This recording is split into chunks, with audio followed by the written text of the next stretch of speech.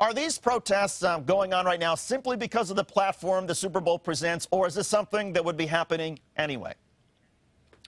Well, you know, these hotels like the Hyatt Corporation are slated to make millions of dollars during the Super Bowl, and yet Indianapolis hotel workers are some of the lowest paid in the nation.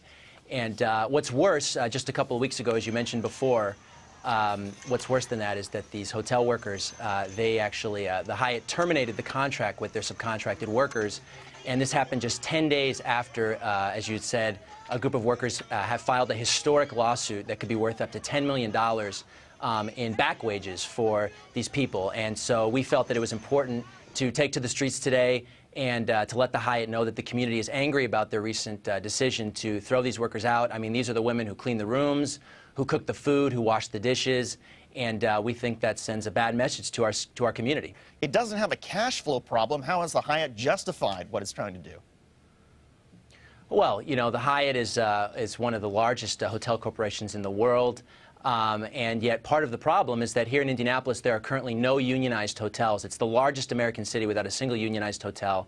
And compared to other similar-sized Midwestern cities where workers do have union representation that make $2, $3, $5 more an hour with better insurance. And so part of the problem is that here in Indianapolis, without any union representation in any of the hotels, the Hyatt's able to get away with quite a bit. And so they've been really able to run wild and subcontract out the jobs of these folks without any sort of sense of accountability. Tell me about the interest of the NFL Players Association and why they appeared with you today. They've been really strong allies for a number of years now with Hyatt workers here locally and around the country. And they're a very high-profile organization, so obviously we think it sends a very powerful message to the Hyatt Corporation.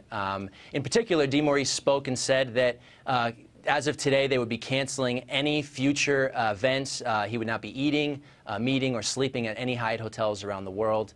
We think that sends a very powerful message to them. Would this sort of worker neglect be happening if these workers in Indianapolis were allowed to unionize? Absolutely not. You know, as I had said, this is the largest American city without a single union hotel, and we look at similar-sized cities where workers do have union representation in the Midwest. They're making more money, they have better insurance, and it's really not just an economic issue. We also find that it's a health and safety issue. The housekeepers here at the Indianapolis Hyatt can clean up to 30 rooms in a day, whereas their unionized counterparts are cleaning up to 16 rooms in a day in Chicago.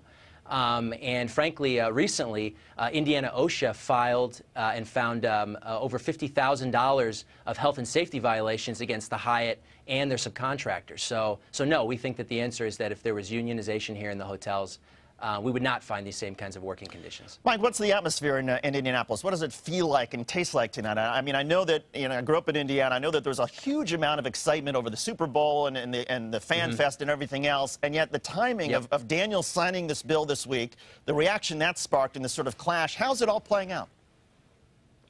Well, you know, I think that for us in the Indianapolis hotel industry, you know, the right to work for less bill is obviously, you know, something that's going to be terrible for working people here in Indiana. You know, there's been $1 billion tax dollars invested in this Indianapolis hospitality industry, and but there was a promise of good jobs that was supposed to come with that money. And but because there's no union representation in the hotels, we have terrible jobs, the worst of the worst here in Indiana. And frankly, I think that this recent push for right to work, really what it's doing is it's trying to bring unionized industries down in Indiana down to the level where the hospitality workers have been at already.